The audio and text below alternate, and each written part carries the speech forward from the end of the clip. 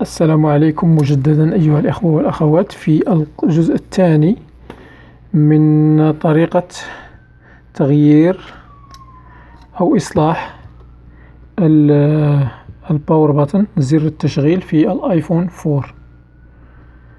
4. كما لاحظتم في الجزء الأول، لمن لم يرى الجزء الأول هنا من هذا الهاتف، فقد أريتكم طريقة تغيير البطارية وطريقة تغيير هذه القطعة الباك كفر أو الغطاء الخلفي أو الزجاجة الخلفية. فالآن نحن بصدد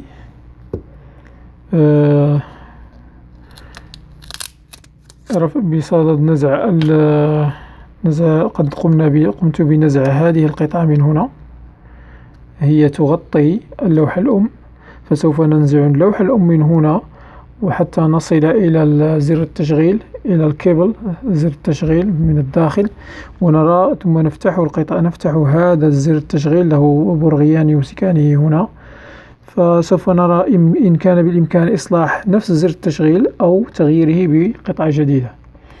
فكما أريتكم في الفيديو الأول، سوف لنزع هذه القطعة هناك 5 براغي، واحد هنا وآخر هنا وهنا وهنا، فهذه القطعة لها ماسكان من هذه الجهة. سوف أخذ هذه القطعة ثم أسحب إلى الخلف كي أفصل الماسكان عن بعضهما عن مكانهما، ثم أقوم بنفس العملية بالنسبة لهذه، وهكذا نكون قد نزعنا هذه القطعة. ثم الآن سوف أقوم بمواصلة نزع القطع. سوف أقوم بنزع هذان البرغيان لأفصل قطعة الشحن.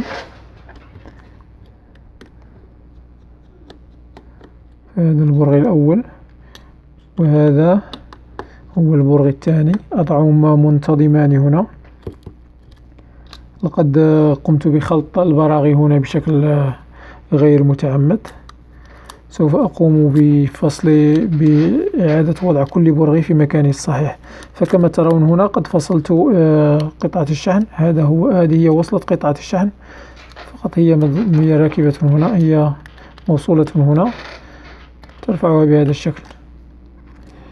ثم عندنا هنا برغي في هذه الجهة السفلى، أنا أقوم بفتحه الآن، قد فتحته، ثم أضعه هنا مع البراغي التي يمكن أن تقوم بنفس العملية، أن تكون في نفس الجهة.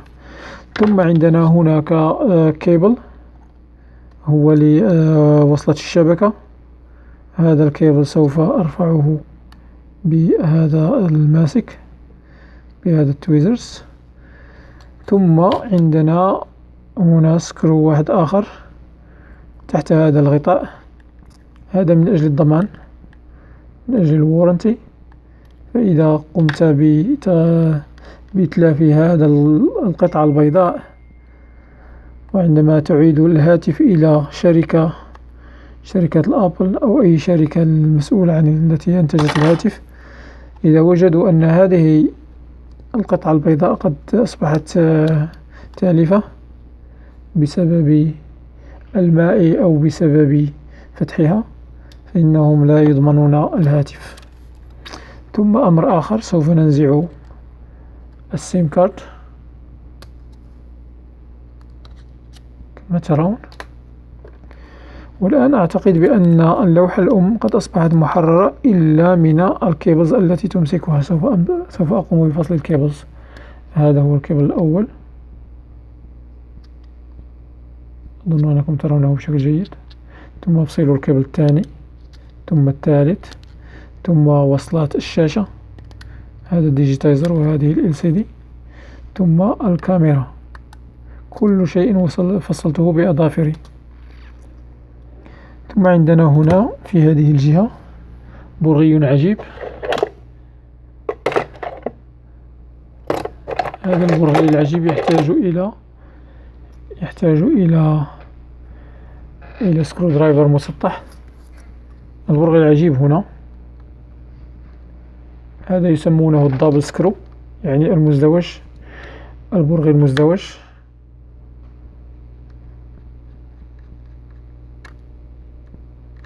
كما ترون لقد فتحته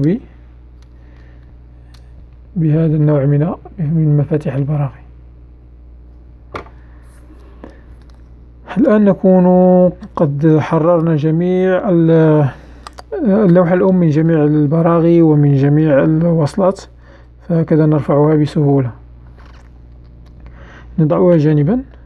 بعدما رفعناها بسهولة نرفع هذه القطعة أيضا، هاتين الوصلتين، واحدة لل LCD والأخرى للديجيتايزر، واحدة مسؤولة عن إظهار الصورة والأخرى مسؤولة عن الاستجابة لللمس. حاولوا أن تعاملوا هاتان الوصلتان برفق، لأن أي ضرر بهما قد يسبب عدم اشتغال الشاشة. فالآن عندك كما ترون هنا في هذا المكان يوجد برغيان، يعني أرى الزاوية المناسبة لكي تروه. فعندنا برغي هنا وآخر هنا، سترون إن لم تروهم جيدا سترونهم عندما تفتح الهاتف. فهكذا سأفتح البرغي الأول،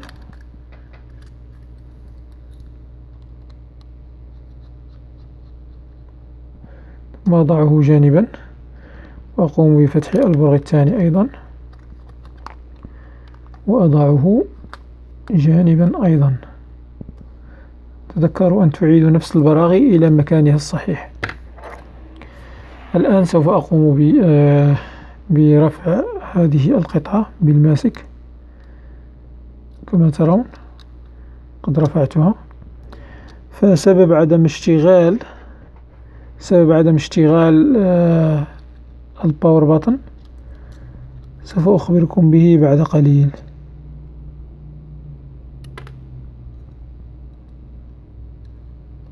أنا الآن أبحث عن نقطة سوداء،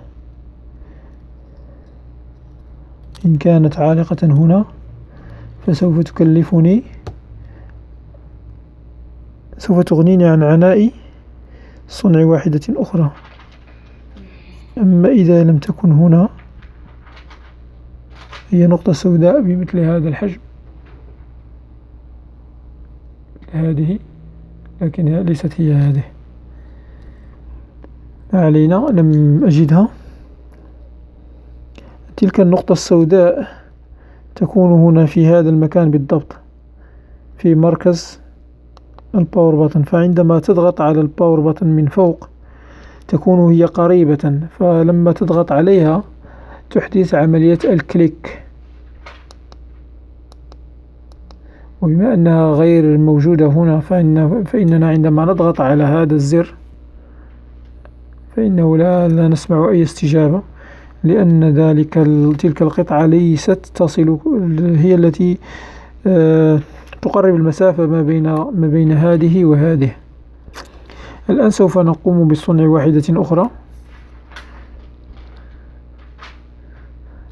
كيف سنصنعها؟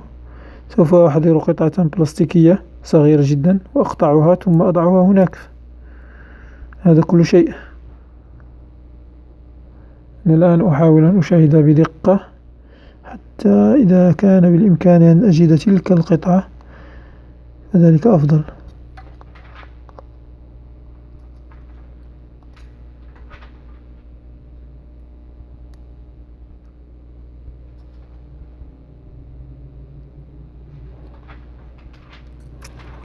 لا، هي غير موجودة، لقد تبخرت،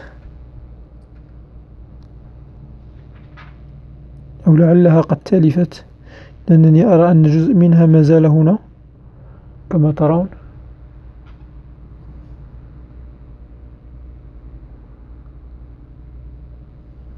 هنا. ما علينا، سوف أحاول أن أصنع واحدة أخرى بسرعة. وضعها هناك.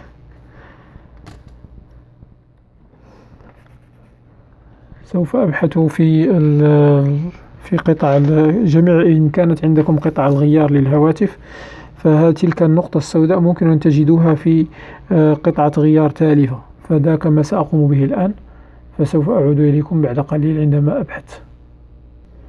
عدت إليكم أصدقائي الأعزاء، ويبدو أنني قد وجدت القطعة التي أنا أبحث عنها. سوف أريكم بعد قليل. الآن سوف ترون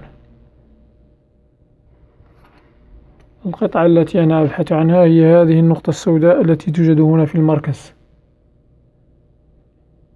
فهذه النقطة السوداء سوف أنزعها من هنا. هذه قطعة تالفة بالمناسبة. سوف أنزعها من هنا وسوف ألصقها في مركز هذه القطعة هنا.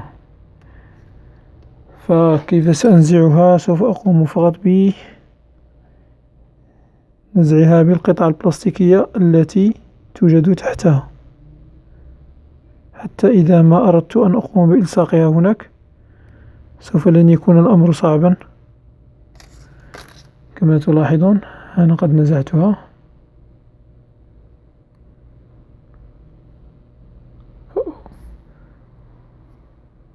قد سقطت. كما ترون هذه سوف أقوم بإلصاقها. لإلصاقها هناك سوف أحتاج إلى وضع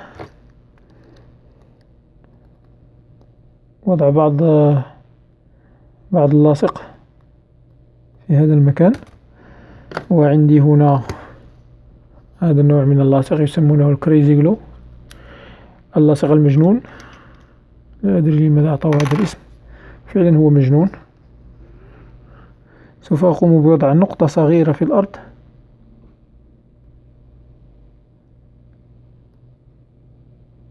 ثم آخذ منها، لأنه فعلا لاصق مجنون.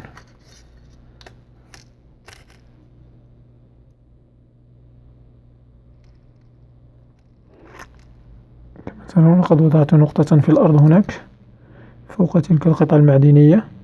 الآن سوف أضع هذه هنا فوقها ثم أحملها وألصقها هنا.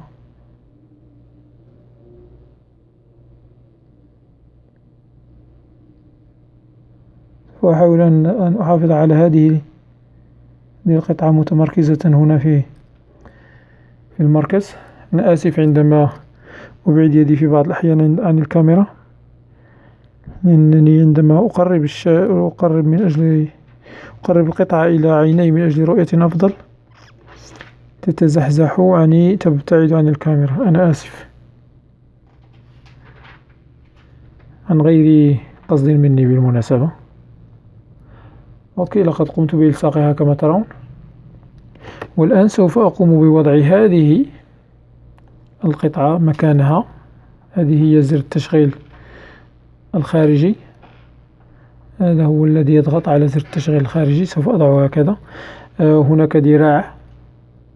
هذا الذراع يجب أن يظل متجها نحو الأسفل، يعني في اتجاه الشاشة. سوف أضعها هنا ثم أدخلها في مكانها. ثم الآن سوف أقوم بإدخال هذه في مكانها أيضا.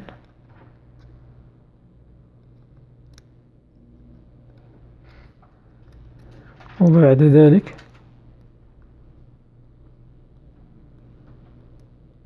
تسمعون الكليك؟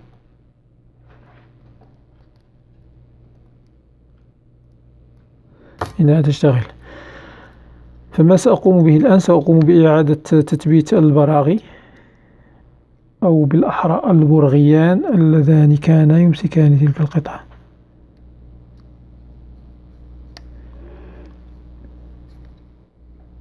فإذا لم تكن لديكم نفس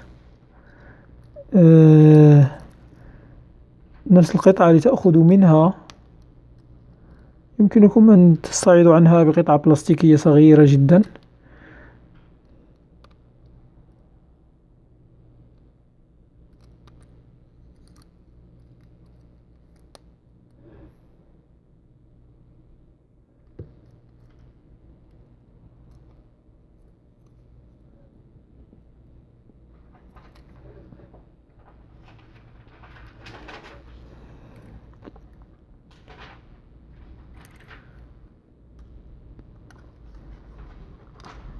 الآن وضعت البرغيان معا. بالمناسبة إذا كانت القطعة التي وضعناها هنا عالية بعض الشيء، فإنها ستسبب نفس الأمر عندما نثبت البراغي. لكن إذا كانت مناسبة فإنها سوف تسمح بعمل الكليك يشتغل. فيبدو أننا قد قمنا بها بنجاح. الآن سأقوم بوضع اللوحة الأم في مكانها الذي أخذناها منه. هذه مجرد قطعة بلاستيكية هنا تحافظ على الكيبلز من أي ضرر. أنا وضعتها في مكانها الآن، ثم سوف نقوم بوضع البراغي.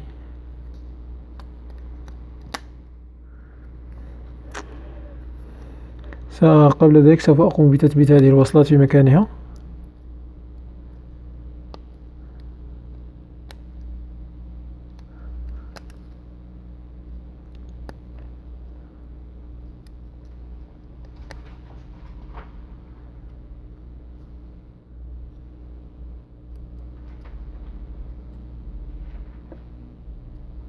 أنا نقوم بإعادة هذه جميع القطع التي كانت موصولة، أو أعيدها لمكانها. كما ترون الآن سوف أضع هذا البرغي،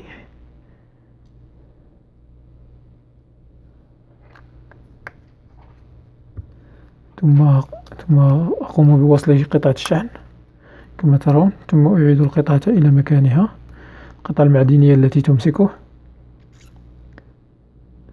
ثم أضع البرغي الأول والثاني. وبعد ذلك سوف أقوم بتثبيت الكاميرا. هذه هي الكاميرا الخلفية.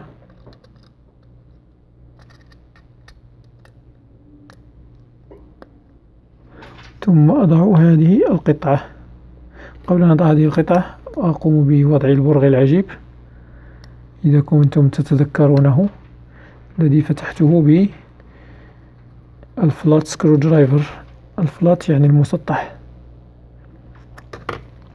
والآن جاء دور القطعة المعدنية. وضعتها كأنها مزحزحة إلى الخلف بعض الشيء، ثم لما وضعتها ضغطتها إلى أعلى حتى تلصق في مكانها جيدا. الآن سوف أقوم بوصل هذه البراغي. فقد قمت بخلطها عن غير قصد من قبل، فالآن أنا أحاول أن أعرف هذه البراغي، كل برغي حيث يجب أن يذهب، لأنني قمت بفتح المئات من هذا الهاتف. نعم، أقول المئات، لأنني كنت أشتغل في شركة لإصلاح الهواتف، كنت تقريبا في كل يوم أصلح حوالي 20 هاتفا في اليوم. بعض الأمور يعني البسيطة في بعض الأحيان، وبعض الأحيان الأمور معقدة. فلذلك فإني أتذكر هذه البراغي بشكل جيد. فمثلا هذا يذهب إلى الجانب هنا، وهذا الصغير يذهب إلى هنا، ثم برغيان صغيران جدا، واحد في هذا المكان،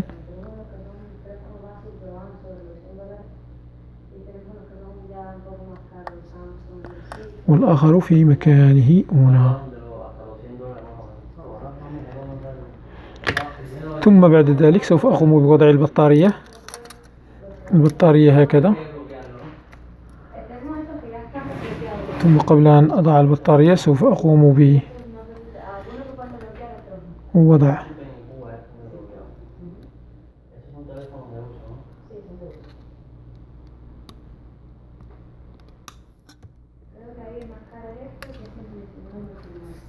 وضعت القطعة أولا، ثم وضعت فوقها وصلة البطارية.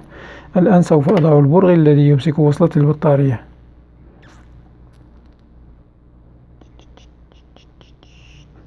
وهذا يبدو كأنني قد نسيت برغيا آخر، سوف أضعه بعد قليل.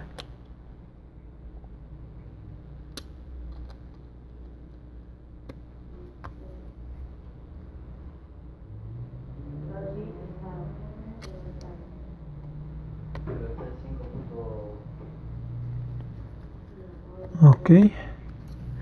ثم الآن هذا البرغي الذي نسيت،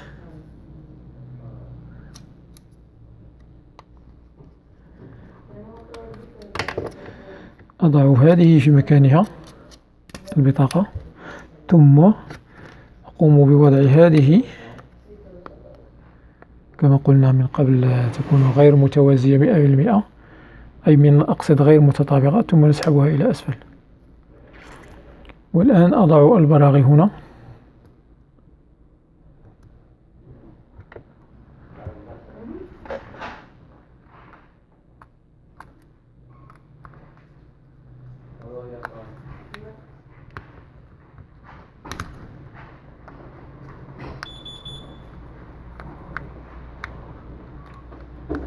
وهكذا نكون قد قمنا بإنهاء هذه العملية. سوف الآن نقوم بتجريب القطعة. كما رأيتم لقد اشتغل الهاتف، فأرجو أن تكون هذه الحلقة مفيدة لكم، أو أعتذر عن أي نوع من عدم وضوح الصورة أو وضوح الصوت. الآن أنتظر فقط الهاتف كي يشتغل، ثم أريكم طريقة اشتغاله بشكل جيد، وثم أقوم باستوداعكم.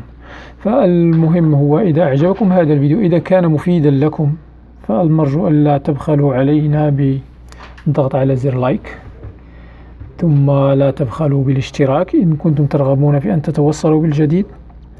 بالنسبة لجودة الصوت والصورة فإننا نشتغل عليها إن شاء الله. سوف نحاول أن نحسن هذا الأمر ما استطعنا حسب الإمكانية. كما ترون لقد اشتغل الهاتف،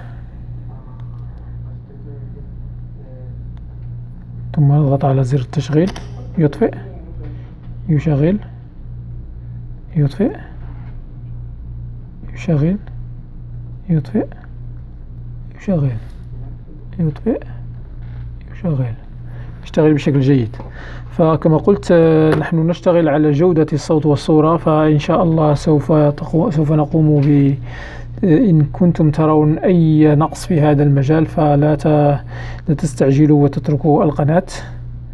أعدكم أن هذه الأمور سوف تتحسن مع الوقت إن شاء الله. فأراكم بخير، والسلام عليكم.